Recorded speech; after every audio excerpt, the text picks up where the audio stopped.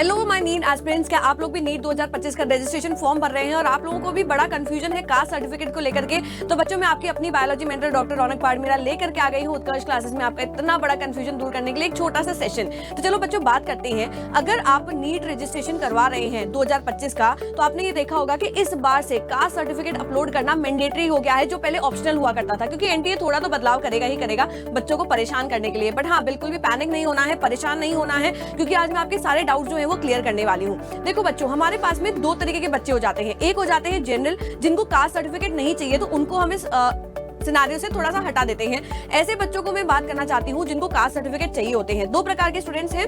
पहले आ जाते हैं बच्चों यहाँ पर SC ST और दूसरे आ जाते हैं EWS और OBC वाले स्टूडेंट्स। SC ST वालों के लिए तो समस्या है ही नहीं, क्योंकि उनका तो एक बार कास्ट सर्टिफिकेट बनता है जो थ्रू आउट वैलिड रहता है। तो सीधा सा अगर आपके पास में SC ST वालों के पास में अगर आपके पास में कास्ट सर्टिफिकेट है तो डायरेक्टली अपलोड कर दीजिए। अब आ जाते हैं हमारे पास में EWS और OBC वाले स्टूडेंट्स। आप लोगों को क्या करना होता है कि एक बार जब आपका कास्ट सर्टिफिकेट बन जाता है तो उसको हर साल रिन्यू करवाना पड़ता है। तो काफी सारे स्टूडेंट्स ऐसे हैं जिनके कास्ट सर्टिफिकेट जो है वो एक्सपायर मतलब वैलिडिटी उनकी खत्म हो चुकी है, उन्हें वापस से रिन्यू के लिए डालना है।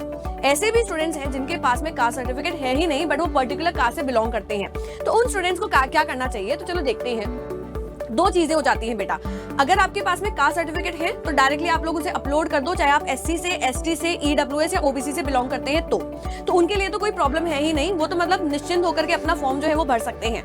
बट यहाँ पर उन स्टूडेंट्स के लिए बात करते हैं जिसके पास में कास्ट सर्टिफिकेट है पर वो उसकी वैलिडिटी एक्सपायर हो चुकी है, और दूसरे ऐसे स्टूडेंट्स जिनके पास में कास्ट सर्टिफिकेट है ही नहीं। अगर बच्चों आपके पास में कास्ट सर्टिफिकेट नहीं है और आप कोई पर्टिकुलर कास्ट से बिलोंग करते हैं, तो आज ही आप लोगों को जाकर के कास्ट सर्टिफिकेट के लिए अप्लाई करना होगा।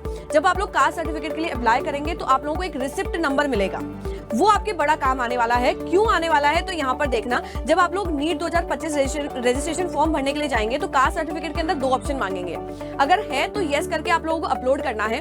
अगर आपके पास में कास्ट सर्टिफिकेट नहीं है तो नो का ऑप्शन आएगा, और जब आप नो का ऑप्शन डालेंगे तो आप लोगों के पास में आएगा you have already applied and you have a receipt number. तो आप लोगों को क्या करना है, नो वाला ऑप्शन क्लिक करना है और वहां पर आप लोगों को टिक कर देना है कि आपने अप्लाई कर लिया और आपके पास में रिसिप्ट नंबर है। तो फिर उस समय पर आपको रिसिप्ट नंबर जो है वो यहाँ पर एंटर करनी होगी। ये सर्टिफिकेट आपके पास में जब बन करके तैयार हो जाएगा तो आप लोगों को चाहिएगा काउंसलिंग के समय। दूसरे ऐसे स्टूडेंट्स भी हैं जिनके पास में कास्ट सर्टिफिकेट है बट वो उसकी वैलिडिटी एक्सपायर हो चुकी है। तो अभी के लिए बच्चों आप लोग उसे अपलोड कर दें नीट रजिस्ट्रेशन के अंदर, बट हाँ रिन्यू के लिए जरूर डाल दें, क्योंकि रिन्यूड और परफेक्ट जो कास्ट सर्टिफिकेट है वो आप लोगों को काउंसलिंग के समय चाहिएगा। तो आई होप सो कि सेशन के थ्रू मैंने आपके सारे डाउट जो है वो क्लियर कर दिए हैं, और इस सेशन को आप लोगों को शेयर करना है अपने फ्रेंड्स के साथ में, ताकि उनके जो भी डाउट्स हैं वो सेशन के थ्रू क्लियर हो जाएं आसान सी भाषा के अंदर।